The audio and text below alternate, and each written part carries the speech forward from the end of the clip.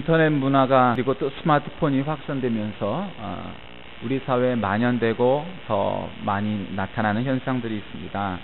그것은 바로 마니아 오덕후 문화라고 볼 수 있습니다.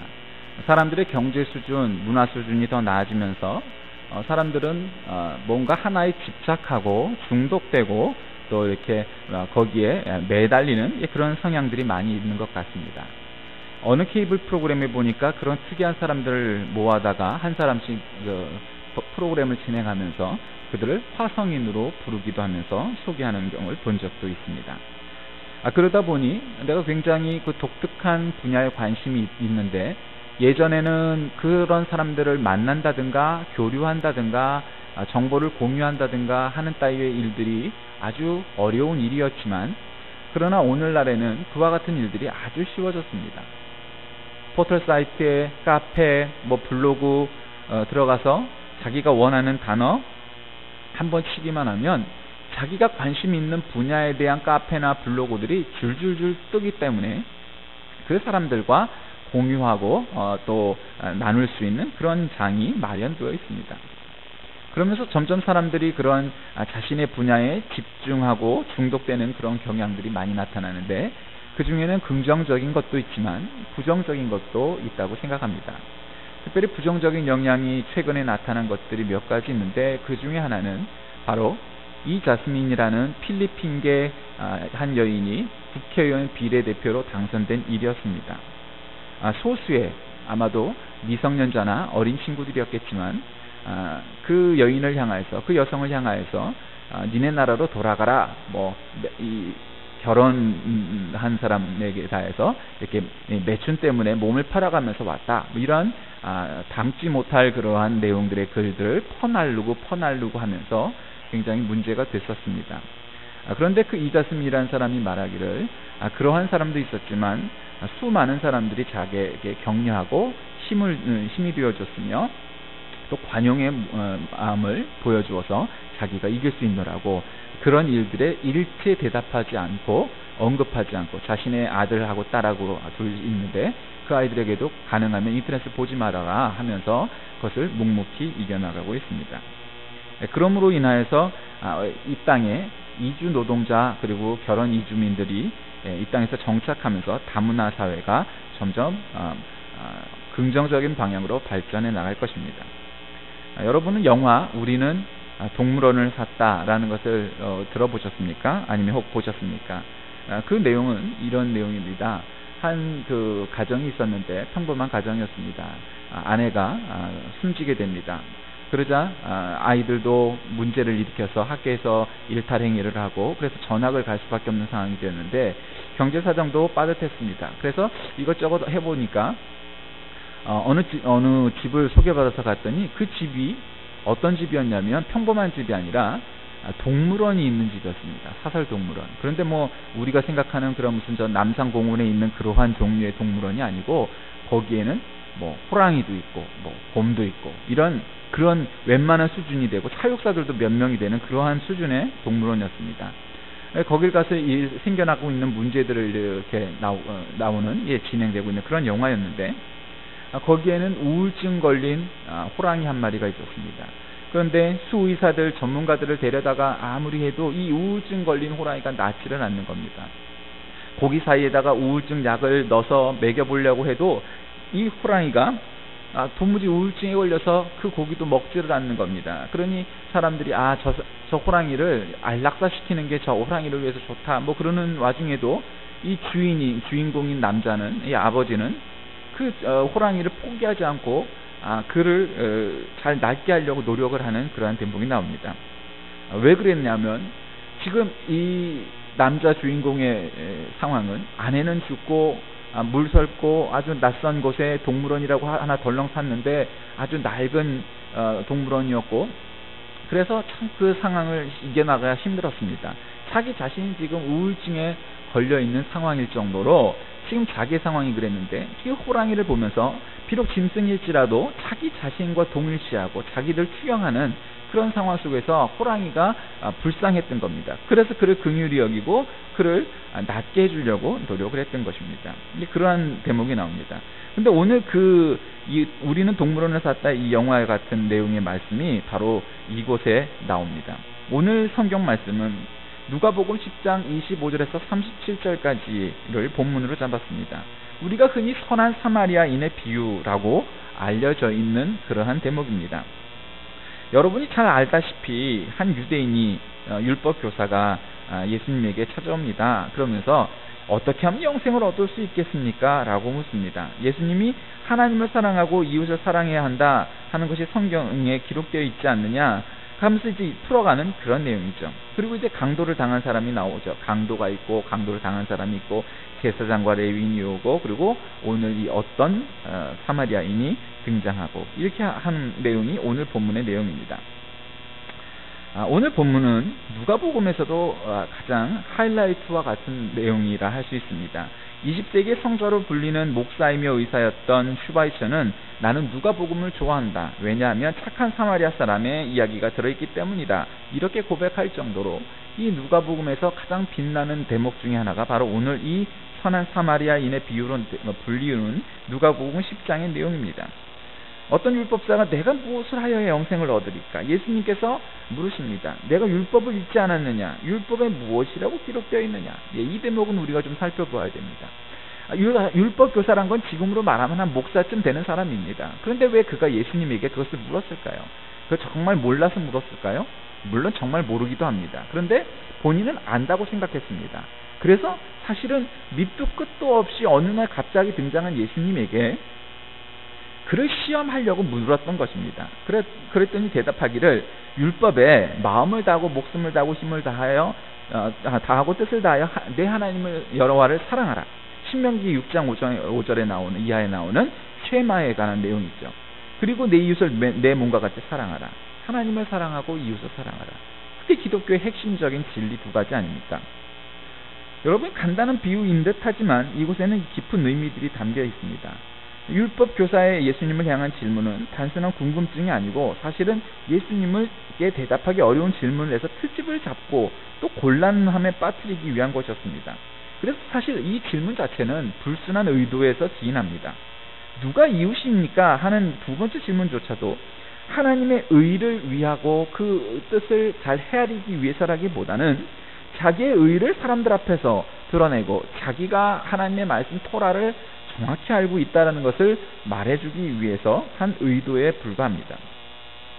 이 착한 사마리아인의 비유는 누가복음에만 언급이 되어 있지만 그 앞에 27절에 나오는 말씀은 다른 복음서에서도 찾아볼 수 있습니다.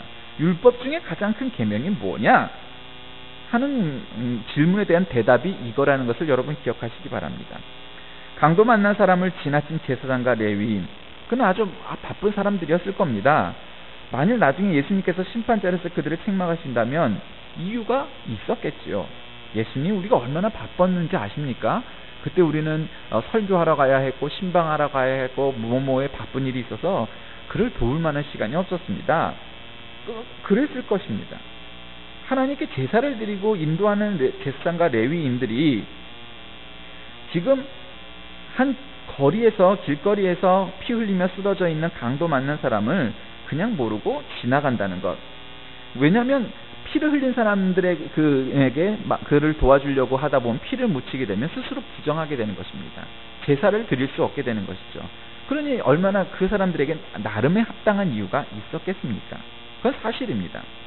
그러나 우리가 진정 깨달아야 할 것은 그것이 사람을 부정하게 만드는 것이 아니라는 겁니다. 그것은 우리가 이미 벗어져 버린 구약의 율법적인 개념이고 우리가 예배 드리러 오다가 중간에 피 흘리고 있는 사람, 교통사고 난 사람을 도와서 우리 손에 우리 옷에 피가 묻는다 한들 우리가 불결해지고 예배를 드릴 수 없는 상태가 되는 것은 결코 아니라는 것입니다. 그래서 구약적 사고에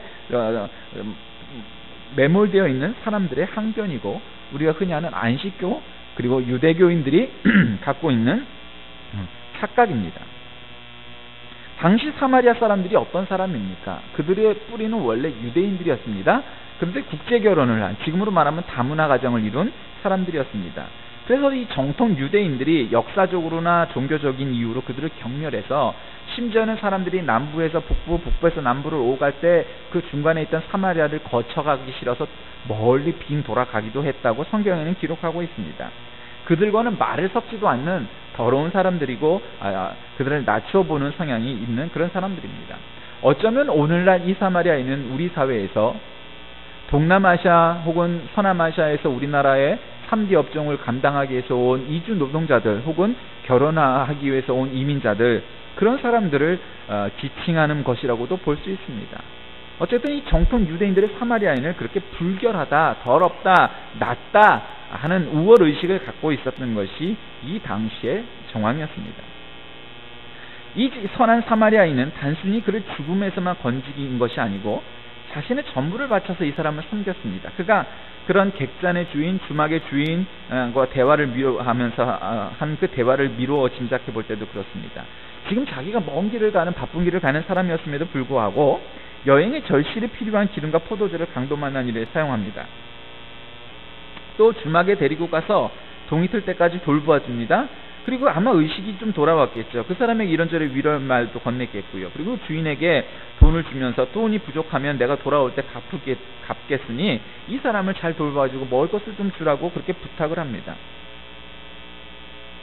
그러니 얼마나 이 사마리아인이 인도주의적 측면에서 선한 사람이었는지 우리는 잘 알 수 있습니다.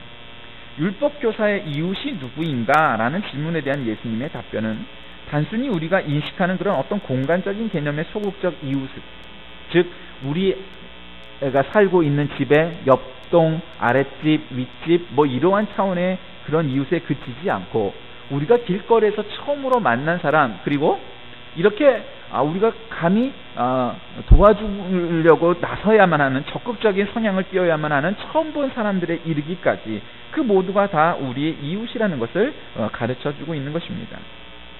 예수님의 표현에 의하면 갚을 능력이 없는 자의 적극적인 개념으로 확장해야 된다는 것입니다.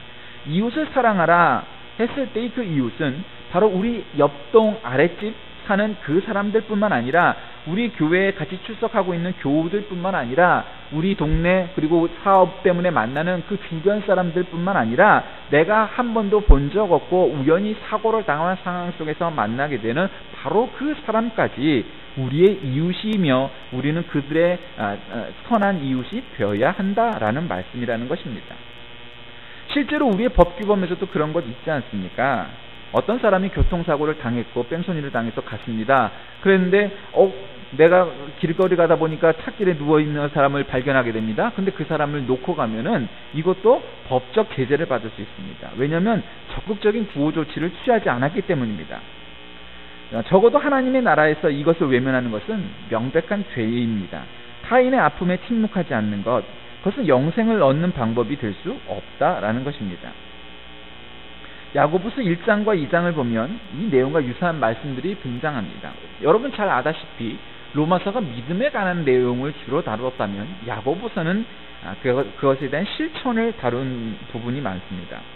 하나님 아버지 앞에서 정결하고 더러움이 없는 경건은 곧 고아와 과부를 그 환난 중에 돌보고 또 자기를 지켜 세속에 물들지 아니하는 그것이니라, 이렇게 나옵니다. 또 야고보서 2장 8절에서 9절 말씀에 가면 내 이웃 사랑하기를 내 몸과 같이 하라 하신 최고의 법을 지키면 잘하는 것이거니와 만일 너희가 사람을 차별하여 대하면 죄를 짓는 것이니 율법이 너희를 범법자로 정죄하리라, 이렇게 말씀했습니다. 그리고 누가복음과 야고보서의 말씀 모두 믿음에서 그치지 않고 행함이 수반되어야 하는 당위성을 강조하는 것으로 끝을 맺습니다. 누가복음 10장 37절, 즉 오늘 본문의 맨 마지막 구절이 예수께서 이르시되 가서 너도 이와 같이 하라 하시고 계시기 때문입니다. 자, 말씀을 한번 분석하면서 나눠봅니다. 어떤 율법교사가 일어나 예수를 시험하여 이르되 선생님 내가 무엇을 하여야 영생을 얻으리까? 오늘 본문의 첫 구절이 바로 그것입니다. 여기서 시험하여 이르되 할 때 이 시험하여는 헬라어로 ekpeirazon데 이것은 철저하게 시험하다, 하나님의 성품과 능력을 입증하다 라는 뜻입니다. 이것은 긍정적인 측면보다 부정적 절대적인 차원의 의미가 강합니다. 즉 예수를 시험하여 할 때 좋은 긍정적인 측면에서 시험하는 것이 아니고 한마디로 템테이션 했다는 겁니다. 그걸 테스트 했다는 겁니다. 그를 부정적으로 그 시험을 통해서 뭔가 입증해야 하는 것이 긍정적인 것을, 하나님의 아들인 것을 입증하려고 하는 것이 아니고 네가 말씀을 제대로 알지 못하고 있다 하는 것을 드러내려고 했다는 것입니다. 누가복음 4장 12절에도 같은 단어, 이 에페이라조라는 단어가 씁니다. 예수께서 대답하여 이르시되 주 너희 하나님을 시험하지 말라 하였느니라. 이렇게 쓰였는데 여기서 이 주 너희 하나님을 시험하지 말라 할 때 이 시험하다도 역시 같은 뜻입니다. 그러니까 지금 율법교사는 예수님에게, 예수님이 우리와 같은 정통 유대교인 혹은 하나님의 말씀을 붙든 자, 이러한 차원에서 시험했다는 것이 아닙니다. 그러자 26절에 가면 예수께서 이르시되 율법에 무엇이라 기록되었으면 내가 어떻게 읽느냐 묻습니다. 여기서 읽느냐라는 것은 아나기노스코라는 말인데, 이 말의 뜻은 다시 알다, 연루된 의미로 읽다, 구별하다, 인식하다, 정확히 알다, 이런 뜻을 갖고 있습니다. 그러니까 예수님께서도 이 말씀에 관해서 해박한 지식을 가졌던 율법 교사가 그 질문을 할 때 그 의도를 아셨고, 그럼 네가 그 율법을 알지, 그 율법이 무엇이지, 그리고 그 율법을 너는 어떻게 읽었느냐, 어떻게 해석했느냐 질문을 하신 겁니다. 그러니까 예수님께서는 그의 의도를 이미 알고 계셨던 것입니다. 여러분, 우리가 말씀을 안다는 것과 그 말씀을 실천하고 산다는 것은 사실은 같은 의미는 아닙니다. 다른 차원의 이야기입니다. 우리가 얼마든지 말씀을 알 수 있습니다. 그러나 그 말씀대로 산다 하는 것은 또 다른 차원의 일이 되는 것입니다. 오늘 예수님께서는 율법교사에게 네가 알고 있는 그 율법, 그 말씀을 어떻게 읽느냐 하는 말은 네가 어떻게 해석하느냐, 그리고 그 해석한 것을 어떻게 실천하고 살아가느냐 하는 그러한 프랙티스, 실천적인 의미의 차원에까지 네가 정말 알고 있느냐 하는 것이 확장되어야 한다는 것입니다. 여러분, 어떤 분들이 가끔은 11조가 구약의 개념이지 신약에서는 행할 필요가 없는 것이다 이렇게 말을 합니다. 그런데 그분들은 11조의 의미를 크게 곡해하고 있다고 저는 생각합니다. 여러분, 11조의 그 조자는 조세조자, 세금이라는 차원이 아닙니다. 가끔 성도 가운데에도 장로, 권사, 안수집사가 되어도 이 11조를 마치 세금처럼 생각하는 사람들이 있습니다. 그렇지 않습니다. 이 조자는 가지조자를 씁니다. 여러분, 가지조자를 쓴다는 차원이 무엇입니까? 10개 중에 한 가지의 가지인데 나머지 9개도 결국 같은 거라는 겁니다. 그러므로 우리가 11조를 드리는 차원은 뭐냐면, 하나님이 우리에게 주신 모든 그 생산된 것들이 모두 다 하나님의 것이라는 것을 증명하고 우리가 입증하기 위해서 하나님께 그 10분의 1을 잘라서 그 가지를 드린다는 것입니다. 마태복음 23장 23절 말씀에도 화 있을진저 외식하는 서기관들과 바리새인들이여 너희가 박하와 회양과 근체의 11조는 드리되 율법에 더 중한 바 정의와 긍휼과 믿음은 버렸도다. 그러나 이것도 행하고 저것도 버리지 말아야 할지니라. 이런 말씀이 나옵니다. 즉 11조는 우리가 세금의 차원에서 띄어서 드리고 주어야 한다는 것이 아니라 그 모든 것이 다 하나님께로부터 온 것을 알고 믿고 깨달아 하나님께 드리는 표시라는 것입니다. 그러므로 거기에는 영생 즉 생명과 관계된 일인 것입니다. 요한복음 6장 33절에 하나님의 떡은 하늘에서 내려 세상에 생명을 주는 것이니라 말씀하셨습니다. 그러므로 우리가 하나님을 믿고 하나님을 사랑하여서 드리는 이 헌물과 같은 것들은 모두가 다 이 영생과 관련된 것들인 것입니다. 누가복음 10장 28절 말씀에도 예수께서 이르시되 내 말이 옳도다 이를 행하라 그러면 살리라 하시니, 그러니까 율법교사가 대답을 하니까 네가 그것을 잘 알고 있구나, 그럼 그걸 행하라, 그러면 네가 살 것이다 말씀합니다. 여러분, 여기서 우리가 흔히 이 대목을 선한 사마리아인의 비유라고 이름을 짓고, 그래서 우리는 착한 일 하면서 살아야 된다라는 차원으로 이해하는 데서 그치기가 쉽습니다. 그런데 사실 성경은 우리가 선한 일을 하면서 사는 착한 사람이 되라, 물론 그 말의 뜻은 옳습니다. 그래야 합니다. 그러나 거기서 끝나지 않고 있다는 것을 이 28절 말씀에서 우리에게 가르쳐 주십니다. 즉 일을 행하라 그러면 네가 살 것이다 라고 말씀하는 겁니다. 계시록 1장 3절 말씀에도 이 예언의 말씀을 읽는 자와 듣는 자와 그 가운데 기록한 것을 지키는 자는 복이 있나니 때가 가까움이라. 무슨 자요? 읽는 자, 듣는 자, 지키는 자. 즉 하나님께 영생을 얻는 자는 읽는 자, 하나님의 말씀을 읽는 자요, 듣는 자요, 그 말씀을 지키는 자인 것을 믿으시길 바랍니다. 어떤 사마리아인이라고 성경은 오늘 기록하고 있습니다. 그런데 우리는 흔히 그것을 선한 사마리아인이라고 말을 한다. 이렇게 필리케나스라는 사람이 열매 맺다라는 책에서 언급하고 있습니다. 즉 우리는 이 대목을 윤리적인 도덕적인 차원에서 그러한 상황 속에서 그런 규범 속에서 인식을 하려고 하지만, 그러나 이 구절은 우리에게 그것을 가르쳐 주려고 하는 것이 아닙니다. 네가 남을 도우면 네가 살 것이다 라는 것을 우리에게 가르쳐 주시려고 한다는 겁니다. 그것은 우리가 이 선한 사마리아인의 비유라고 말하는 이 누가복음 10장의 말씀, 그리고 우리의 삶, 그리고 우리의 믿음, 거기에 초점이 무언가 잘못되어 있다는 것을 의미하는 겁니다. 값싼 은혜에 대해서 설파하신 분이 또 한 분이 있습니다. 디트리 보네퍼 목사님인데, 그가 말하기를 값싼 은혜란 싸구려 상품이요 떨이로 팔아버린 사죄요 떨이로 팔아버린 성내전이다. 값싼 은혜란 교회 창고에 무진장 쌓여 있어서 언제나 손쉽게 무제한으로 제공될 수 있는 것과 같다. 값싼 은혜란 참회가 없는 사죄요 교회의 치리가 없는 세례이며 죄의 고백이 없는 성만찬이요 개인적인 참회가 없는 사죄이다. 값싼 은혜란 그리스도를 뒤따름이 없는 은혜요 십자가 없는 은혜요 사람이 되시고 살아계시는 예수 그리스도가 없는 은혜다. 이렇게 말했습니다. 율법사가 말한 것, 여러분 그가 그 말씀을 알고 있기도 하고 깨달은 바도 있지만 제대로 그렇게 못 살고 있는 것은 그의 마음의 초점이 잘못되어 있다는 것입니다. 남을 도울 때 바리새인들처럼 시장에서 큰 소리로 나는 이렇게 기도를 잘해 하면서 큰 소리로 외치면서 기도를 하는 것, 그리고 남을 돕는 것, 그것을 자랑하려고 하는 것, 내가 드러나게 하려고 하는 것, 그 모든 것들이 잘못된 초점에 기인하는 것이라는 것입니다. 우리가 남을 돕는 것은 내가 선하기 때문에, 내가 소유하고 있는 것이 많기 때문에, 내가 그럴 만한 자격이 있기 때문에, 그럴 위치에 있기 때문에, 내가 소유했기 때문에 돕는 것이 아니로 내가 살기 위해서 도와야 한다는 것입니다. 여러분 이 말씀을 좀 더 확장한다면 우리가 믿고 있는 믿음, 우리가 믿고 있는 이 구원, 영생의 차원인, 내가 그것을 올바로 믿고 있고 제대로 깨우치고 있고 올바로 읽고 산다면, 그러면 우리가 그것을 전하지 않을 수 없다라는 것입니다. 그것은 우리의 생명이기 때문입니다. 내가 살기 위해서 전도하고, 내가 살기 위해서 남에게 선을 베풀고, 내가 살기 위해서 내 이웃을 돕고, 내가 살기 위해서 하나님에 대한 온전한 정신과 믿음으로 믿으며 11조를 드려야 한다는 사실입니다. 제사장과 레위인은 강도 맞는 사람을 보고도 피해서 갔다고 성경은 기록합니다.